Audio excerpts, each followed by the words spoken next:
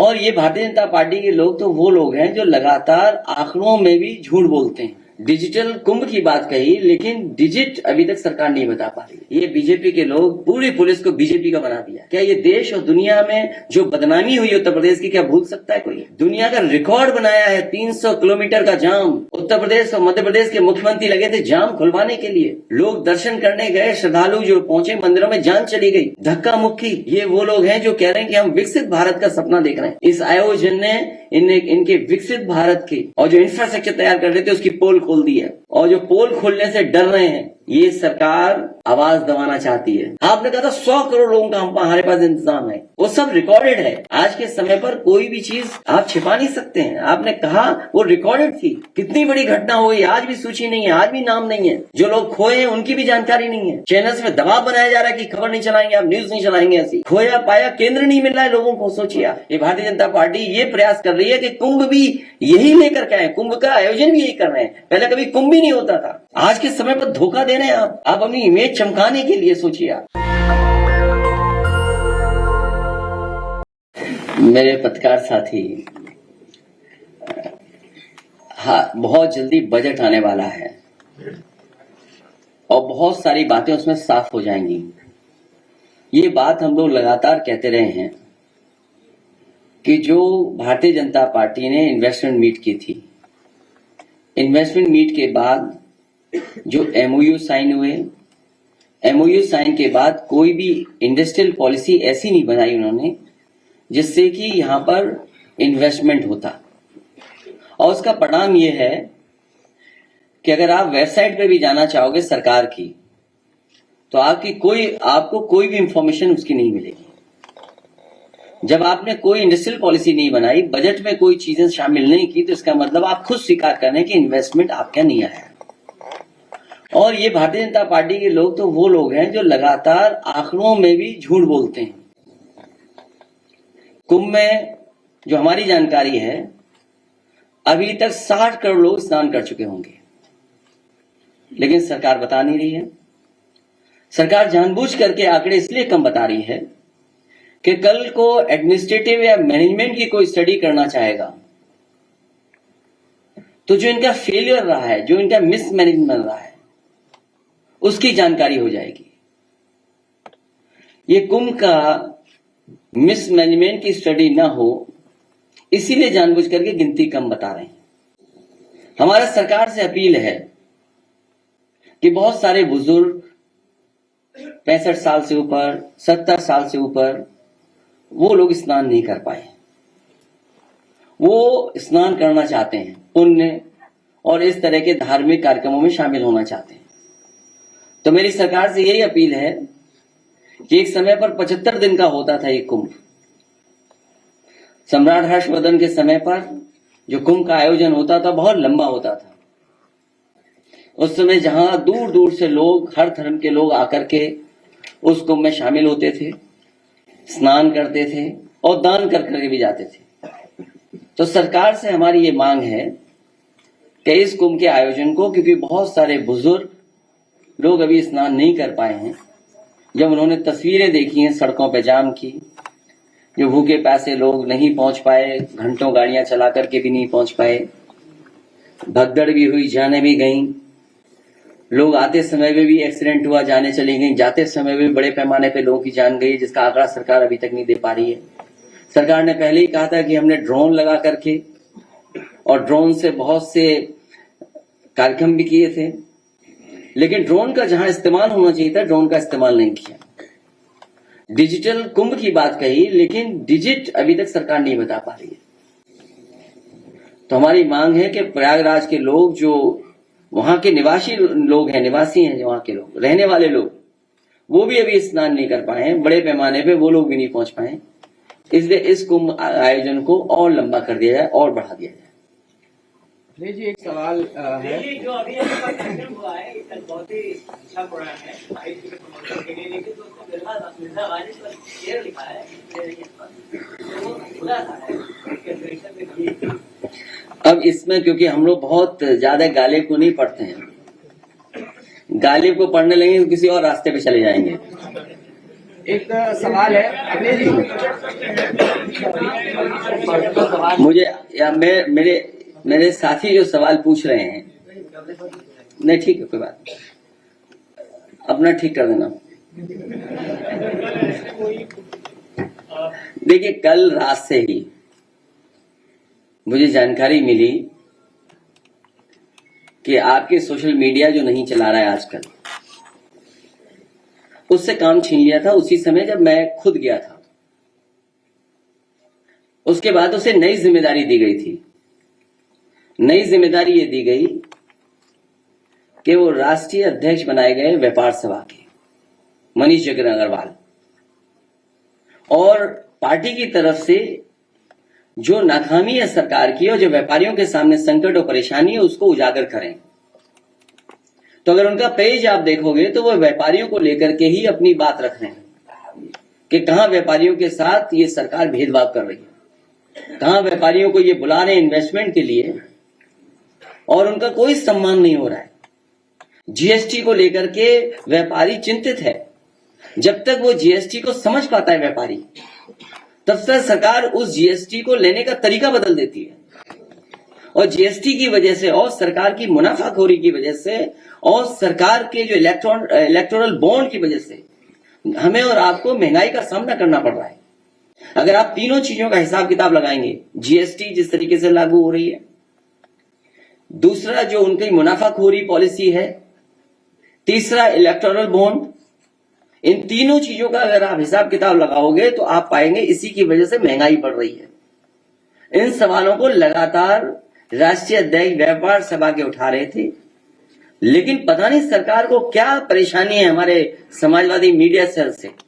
और ये पहली बार नहीं हुआ है, पिछली बार भी हुआ था जब हम लोगों को जाना पड़ा था पुलिस भवन में। ये बीजेपी के लोग पूरी पुलिस को बीजेपी का बना दिया है। मैं तो पुलिस से कहूंगा कि तुम वर्दी छोड़ो, वर्दी छोड़ो। समाजवादियों की जो कभी कभी टोपी के बारे में बुला भरा कहते थे, बीजेपी के लोग भी टोपी पहनने लगे। तो वो टोपी लगा करके आप थाने में बैठिए। कमिश्नर वाली प्रणाली का सबसे बड़ा फेलियर आपने अगर कहीं देखा है तो प्रयागराज में देखा है।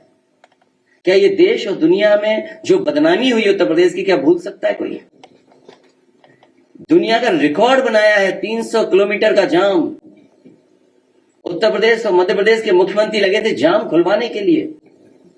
लोग दर्शन करने गए, श्रद्धालु जो पहुंचे मंदिरों में जान चली गई, धक्का मुक्की, कितनी परेशानी हुई है महिलाओं को, बच्चों को जो गए साथ। कहीं वॉशरूम नहीं थे, कहीं पीने की जगह नहीं थी, कहीं खाने पीने का इंतजाम नहीं था।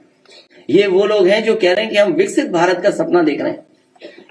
इस आयोजन ने इनके विकसित भारत के और जो इंफ्रास्ट्रक्चर तैयार कर रहे थे उसकी पोल खोल दी है। और जो पोल खोलने से डर रहे हैं वही मीडिया सेल पे अटैक कर रहे हैं। और जिस समय पुलिस भवन में हम लोग गए थे एक बहुत सीनियर वरिष्ठ अधिकारी से, क्योंकि वरिष्ठ अधिकारी लगातार सरकार से संपर्क में था, समझौता ये किया था कि भारतीय जनता पार्टी के लोग, भारतीय जनता पार्टी की troll team, Bharatiya Janata party के जो मीडिया सेल देखते हैं, जो फाइनेंशियली उनको सपोर्ट पहुंचाते हैं, लाखों रुपया उनको मिलता है प्रति महीना, वो गलत भाषा या किसी की छवि नहीं बिगाड़ेंगे। वो अपने में सुधार लाएंगे तो समाजवादी पार्टी के लोग भी अपने अंदर सुधार लाएंगे। बीजेपी के लोग अगर गलत शब्द इस्तेमाल करेंगे तो समाजवादी पार्टी के लोग भी उसी तरह का जवाब उनको देंगे। और समझौता ये हुआ था कि बीजेपी का एक भी आदमी सोशल मीडिया पर व्यवहार खराब नहीं करेगा, और अगर हम सूचना देंगे तो उस पर एफआईआर दर्ज होगी। हम लोगों ने जितनी भी एफआईआर लिखाई हैं, एक पर भी इस सरकार ने कोई कार्रवाई नहीं की है। मैं फिर दोहराता हूं कि समाजवादी पार्टी ने जो जो शिकायतें की हैं, एक पे भी कार्रवाई भारतीय जनता पार्टी ने नहीं की है। और भारतीय जनता पार्टी के पेड लोग लगातार समाजवादी पार्टी के लोग नेताओं के बारे में व्यवहार खराब करते हैं, भाषा का गलत इस्तेमाल करते हैं। ये सरकार आवाज दबाना चाहती है। हमारे पत्रकार साथी भी जानते होंगे कि उनको कितनी डांट पड़ती है। एक पत्रकार साथी मुझसे एयरपोर्ट में टकरा गया, बड़े प्रतिष्ठित चैनल है, उसको भी अभी तक डिजिट नहीं पता है, अभी तक डिजिट नहीं पता है। मैंने कह दिया कि सरकार खुद ही डॉक्टर बन जाती है, खुद ही ट्रैफिक के वो बन जाते हैं, सरकार खुद ही जिम्मेदारी ले लेती है सब बातों की, सरकार के मुखिया। सुना है उसको बहुत डांट पड़ी। आप मुझसे बेहतर जानते होंगे कि आपकी परेशानी क्या है, क्योंकि सब चैनल कैपिटलिस्ट लोगों के हाथ में चले गए। कोरोना कोविड के टाइम्स के बाद से आपका वेतन नहीं बढ़ा है, ये परेशानी हम लोग जानते हैं आपकी। अगर आप भी सच दिखाओगे तो आपको भी बहुत परेशानी तकलीफ का सामना करना पड़ेगा। और एक हमारा चैनल साथी लगातार, जो सरकार को पता नहीं क्या है, अगर विपक्ष ये जानकारी दे रहा है, ये हमारा पॉजिटिव एटीट्यूड है कि आपके मिस मैनेजमेंट की बात हम बता रहे हैं, अगर हम उनको जानकारी दें उसमें भी परेशानी है उनको, अगर बताएं कि ये कमी रह गई है तो परेशानी है। आपने कहा था 100 करोड़ लोगों का हमारे पास इंतजाम है, वो सब रिकॉर्डेड है। आज के समय पर कोई भी चीज आप छिपा नहीं सकते हैं, आपने कहा वो रिकॉर्डेड थी। सोचिए 100 करोड़ का आपने इंतजाम किया हो और आप पे कुछ करोड़ संभाले नहीं गए, कितनी बड़ी घटना हो गई। आज भी सूची नहीं है, आज भी नाम नहीं है, जो लोग खोए हैं उनकी भी जानकारी नहीं है। चैनल्स में दबाव बनाया जा रहा है कि खबर नहीं चलाएंगे, आप न्यूज नहीं चलाएंगे। ऐसी खोया पाया केंद्र नहीं मिल रहा है लोगों को। सोचिए आप, संत गुरु संत जितने महापुरुष लोग आए थे, ये हमारे धरती के देव हैं जो आए थे कुंभ में, उनसे रौनक बढ़ती है, शोभा बढ़ती है कुंभ की। उनके प्रति क्या व्यवहार है अगर सच बोल दिया किसी ने तो। और जितनी गंदगी, जितना कुछ मिस मैनेजमेंट देखा, शायद ऐसा कुंभ में कभी नहीं हुआ। ये भारतीय जनता पार्टी ये प्रयास कर रही है कि कुंभ भी यही लेकर के आए, कुंभ का आयोजन भी यही कर रहे हैं। पहले कभी कुंभ भी नहीं होता था, सोचिए आप। और 144 साल वाली बात, कोई भी जो साइंटिफिक चीजों को समझता होगा, एस्ट्रोनॉमी की जिसके पास जानकारी होगी, कभी स्वीकार नहीं कर सकता है। वो भी फर्जी कहानी थी इनकी। आज के समय पर तो आप झूठ बोल रहे हैं, आप आज के समय पर धोखा दे रहे हैं, आप अपनी इमेज चमकाने के लिए। सोचिए आप, इमेज चमकाने के लिए। दुनिया में वो भी घटना हुई एक साइंटिस्ट के साथ, अगर जान चली गई, किसी धार्मिक संस्था ने जान ले ली, सजा सुना दी। जब उस धार्मिक स्थान को यह पता लगा कि ये साइंटिस्ट सही था, 400 साल बाद माफी मांगी थी। क्या ये सरकार माफी मांगेगी इस बात को लेकर के? क्योंकि हर कुंभ 144 साल बाद होता है। जो नक्षत्र, जो प्लैनेट्स की जो पोजीशनिंग है वो हमेशा सेम होती है, और ना जाने कब से हो रहा है कुंभ। क्योंकि इनके पास मशीनरी, अगर आप कोई बात कहोगे तो इनके पास मशीनरी है, वो इस्तेमाल करते हैं मशीनरी का। हम लोग तो केवल सावधान कर रहे हैं, ये लोग रहेंगे तो देश बर्बाद हो जाएगा। केवल यूपी का बजट नहीं, दिल्ली का भी बजट ऐसे निकल गया, मायूसी देकर के चला गया। जब उन्हें पता लगा कि मायूसी आ रही है, इससे कोई जनता को लाभ नहीं पहुंचा, तो सोचिए कौन सा बिल लेके आए, वक्फ का बिल लेके आए, जिससे जनता का ध्यान हटाते हैं। क्या मिला बजट से? यूपी को क्या मिला सोचिए आप। इस सरकार का भी ये सेकंड लास्ट बजट है, और 40 लाख करोड़ का हिसाब ही नहीं दे रहे हैं, वो वेबसाइट ही बंद है। 40 लाख करोड़ के जो एमओयू कोई देखना चाहे तो वेबसाइट ही बंद है उसकी, कि इन्वेस्टमेंट क्या क्या आया है। हमारे मुख्यमंत्री जी को अधिकारी बेवकूफ बना रहे हैं, तो उसके लिए बहुत बहुत बधाई उनको। एक सवाल है कि जिस महाकुंभ की चर्चा हो रही है, आपके दौर में भी महाकुंभ का आयोजन हुआ, आजम खां का कुछ चर्चा हो रहा है, क्या आने के लिए जेल से पार्टी क्या पसंद है? देखिए, आदरणीय आजम खां साहब के साथ और जो कुंभ की बात आपने की है, उस समय जावेद उस्मानी चीफ सेक्रेटरी थे, अहमद हसन साहब हमारे मंत्री थे स्वास्थ्य विभाग के, आदरणीय आजम खां साहब नगर विकास मंत्री थे, और सरकार समाजवादियों की थी।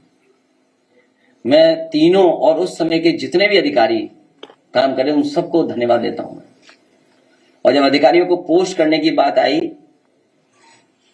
तो अधिकारियों को मैंने खुद बुलाया था और मैंने कहा कि आप संकोच मत करना साधु संतों का सम्मान करने में।